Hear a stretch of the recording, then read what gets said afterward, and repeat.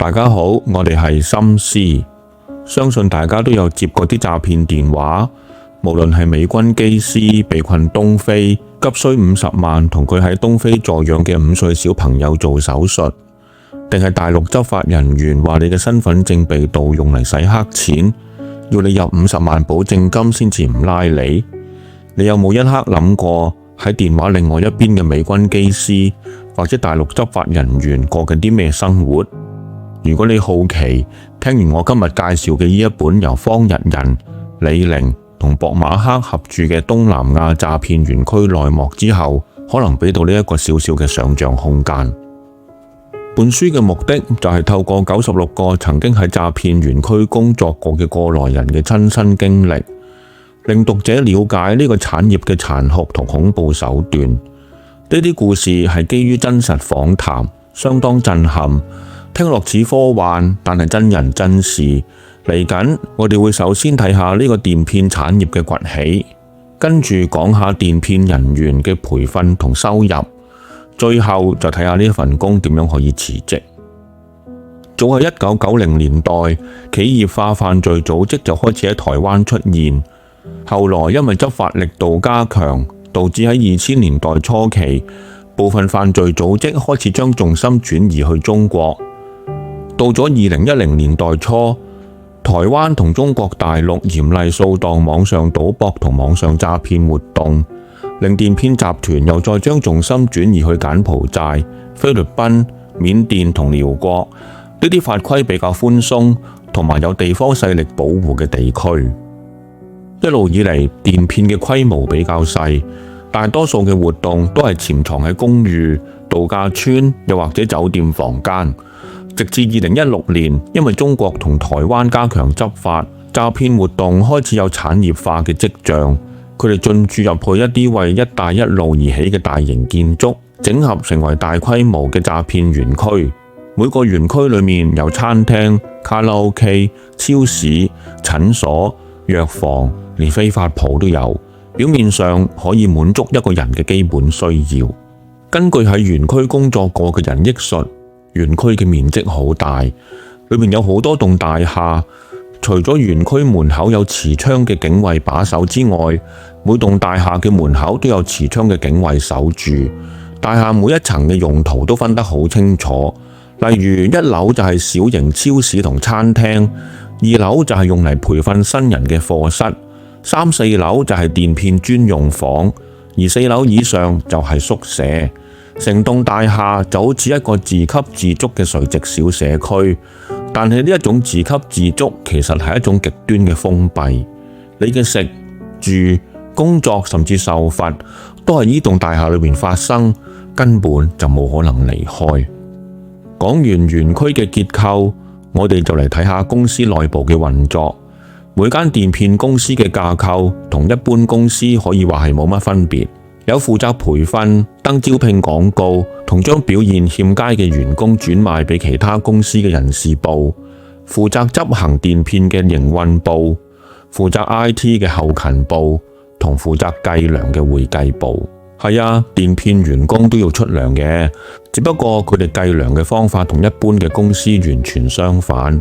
員工喺返工嘅第一日就已經開始欠公司錢。雖然話完成咗一單電騙，員工會按住金額分到某個百分比做獎勵，但係公司咩都同你計錢，去廁所要收錢，坐嘅凳要收錢，打緊嘅鍵盤要收錢，磨損咗嘅地板要收錢，甚至連呼吸海景空氣都話要收錢。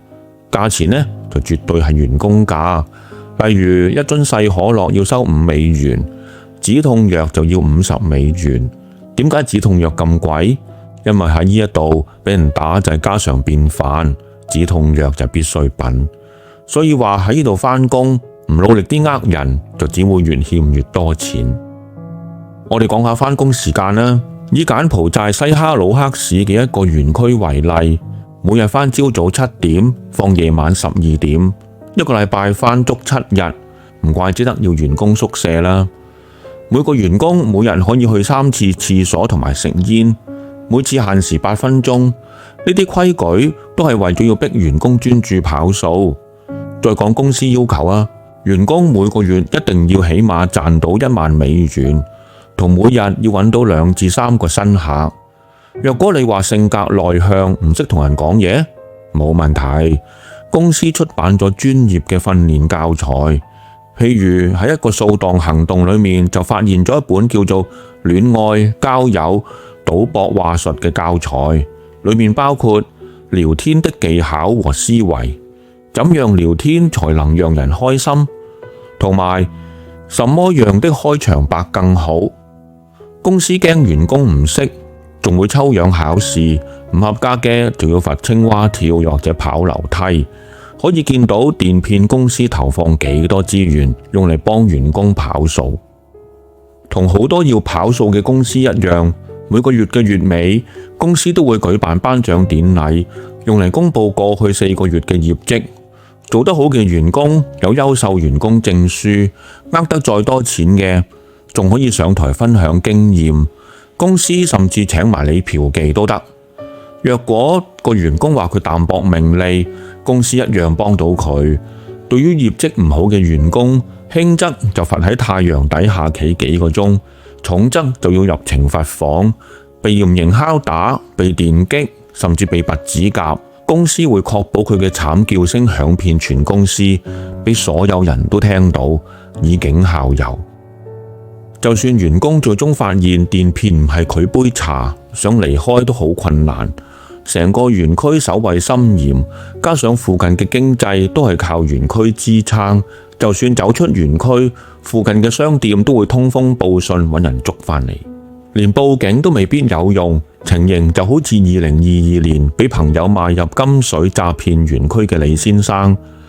佢一入去就即刻透過救援隊報警，警方亦都喺第2日救走咗佢。但係當李先生要求警方攞返本護照嘅時候，警方就當聽唔到。最恐怖嘅係，當李先生返到差館落口供嘅時候，竟然發現佢喺園區嘅經理就已經坐咗喺度等緊佢。個經理一見到李先生就怒敲話佢哋用咗$15,000買返李先生，結果係李先生被帶返園區虐待，最終要靠自己逃走。所以話要離開電騙園區，除咗要俾錢贖身，就係要靠自己揾命搏。講返一開頭嗰個美軍機師啊，雖然我哋好同情佢嘅遭遇，但係睇嚟佢要靠自己先至走得甩。下次當你再接到呢啲電話，你就會明白喺電話另一邊嗰個人，可能正係處於呢個恐怖嘅園區入面，為咗生存而被逼同你講大話。今日我哋要講嘅就係咁多。本書係而家唯一一本講詐騙園區最詳細嘅中文著作，仲有我哋今日未講到有關點樣俾人呃去園區嘅過程。有興趣嘅朋友就買本書嚟睇下啦。想知道點解會俾人呃，咁就要留意我哋嚟緊嗰條片啦。我哋下次再講啦，再見。